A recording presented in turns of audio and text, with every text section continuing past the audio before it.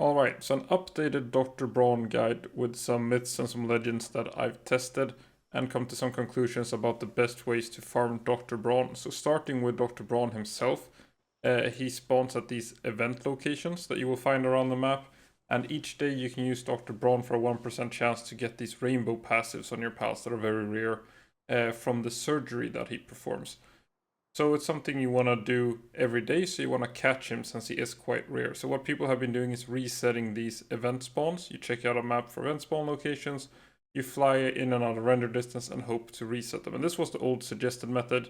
You can see this is the same event location, flew around for like 2 minutes and the shroomer spawned. So this is a map of the old pre-Faybreak Dr. Brawn locations.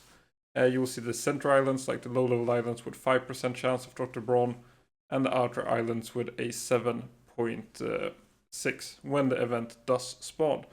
But what I believe is happening is that these events have a sort of timer that they're on, because then I checked the Faybreak spawns and I could not get the events to respawn at all after resetting for maybe half an hour or something. So what I believe is happening is that each of these event spawns has an internal timer, which is why you will often, when you're doing like the Dr. Brawn loop or whatever, you'll find that they spawn in waves. So let's say like every 5 minutes, those default, like the Sakurajima ones and the low-level island ones, every 5 minutes they have a 40% chance because the wait for a event seems to be 40%. So every 5 minutes, let's say they do that, but the Faybreak ones have a much longer timer, like maybe half an hour or something.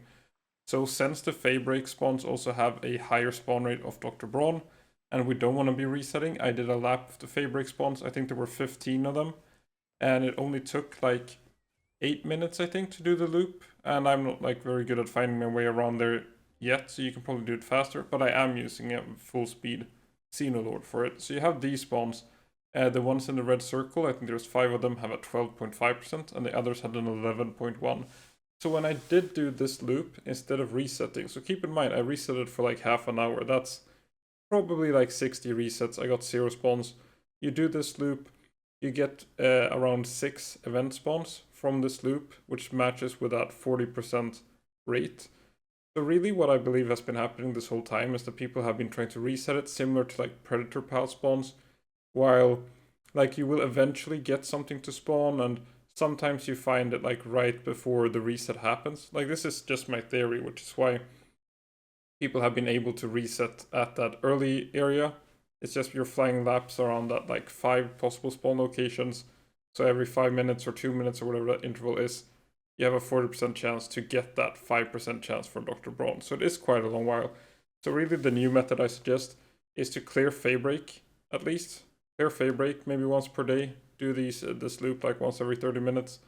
And if you don't get it to spawn on the Faybreak island, you kind of just clear the remaining event locations.